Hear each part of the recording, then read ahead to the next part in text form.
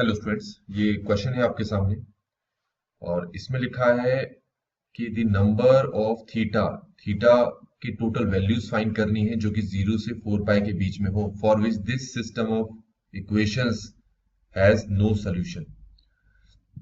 अब no solution के case में आपको पता है, पहले इस सिस्टम ऑफ इक्वेशन को आप इस तरीके से लिखेंगे और फिर इसमें से जो ए मैट्रिक्स है इसको अलग कर लेंगे। अब ए मैट्रिक्स को अलग करेंगे, कैसे लिखेंगे? ए मैट्रिक्स को 3 साइन 3 थीटा -1 1 3 cos 2 थीटा 4 3, ये है 6 7 7। आपको पता है नो सॉल्यूशन के केस में जो ए है इसका जो डिटरमिनेंट होगा वो 0 के इक्वल होगा। ठीक है, तो अब हमें क्या करना है, जो ऊपर मैट्रिक्स दे रखा है इसका जो डिटरमिनेंट है वो हम निकालने वाले हैं यहाँ पर। तो पहले मैं इसको डिटरमिनेंट की फॉर्म में लिख देता हूँ। तो ये हो गया 3 साइन 3 थीटा, नीचे है 3 cos 2 थीटा, उसके नीचे 6 है, -1 4 7 और 1 3 7। ठीक है, आप एक बार चेक कर लें कि साइन गलत ना हो, ये पूरा 0 के इक्वल होगा। अच्छा, इसमें ये वाला जो कॉलम है इसको देखो। ठीक है, इस कॉलम को हम क्या करते हैं, 3 से डिवाइड कर देते हैं। तो फिर ये 3 हट जाएगा, ये 3 हट जाएगा और यहाँ पर क्या बचेगा, 2 बचेगा। अब हम क्या करते हैं, इस रो के अबाउट ना इस पूरे के पूरे डिटरमिनेंट को सॉल्व कर लेते हैं। सबसे पहले हम साइन 3 थीटा के लिए करेंगे। तो साइन 3 थीटा के लिए करेंगे तो उसके लिए इसको इससे मल्टीप्लाई करना पड़ेगा, इसको इससे। तो ये हो जाएगा 28 - 21। अब इसके लिए सॉल्व करेंगे तो ये +1 हो जाएगा और इसके लिए सॉल्व करना है तो cos 2 थीटा को 7 से मल्टीप्लाई करना पड़ेगा, तो ये हो जाएगा 7 cos 2 थीटा। और 2 को 3 से करोगे तो ये आ जाएगा -6 प्लस, अब इस 1 के लिए सॉल्व करोगे तो उसके लिए इस cos 2 थीटा को 7 से मल्टीप्लाई करना पड़ेगा, तो ये हो जाएगा 7 cos 2 थीटा और 2 को 4 से मल्टीप्लाई करना पड़ेगा, तो ये 8 आएगा इक्वल टू 0। इसको सॉल्व करना है, यहां से इसको सॉल्व करेंगे 7 आएगा तो ये हो जाएगा 7 sign 3 theta.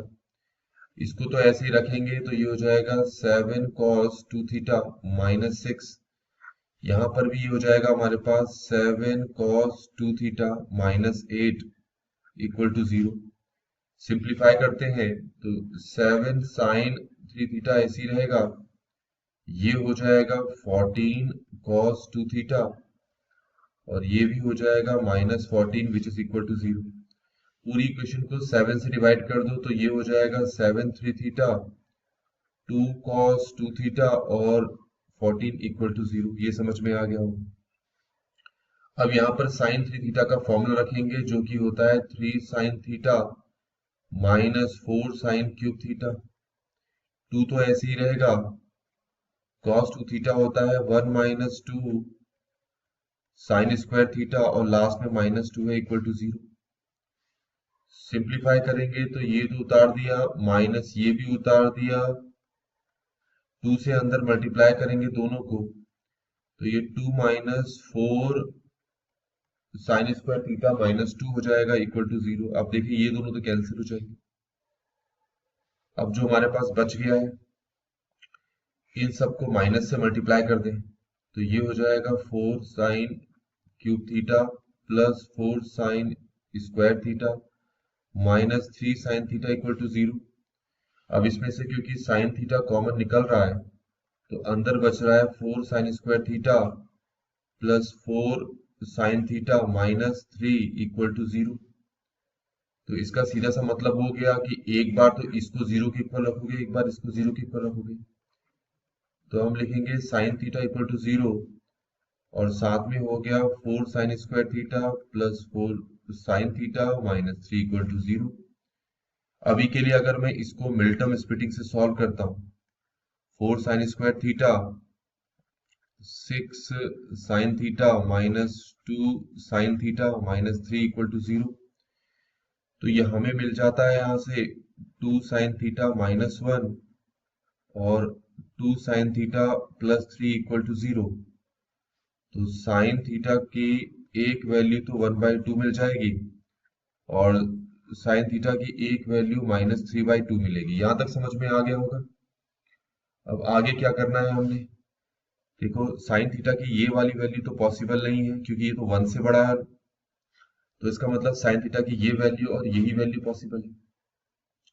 Sine theta zero कब कब होता है, जीरो पे होता है, पाई पे होता है, 2 पाई पे होता है, 3 पाई पे होता है और 4 पाई पे होता है। क्योंकि थीटा का जो इंटरवल दे रखा है 0 से 4 पाई दे रखा है, तो हम 4 पाई तक लेके गए। पर क्योंकि ये ओपन इंटरवल है तो 0 और 4 पाई को इंक्लूड नहीं करेंगे, तो साइन थीटा इक्वल टू 0 पर आपको थीटा के कितने सॉल्यूशंस मिलते हैं, यहाँ पर 3 मिलते हैं।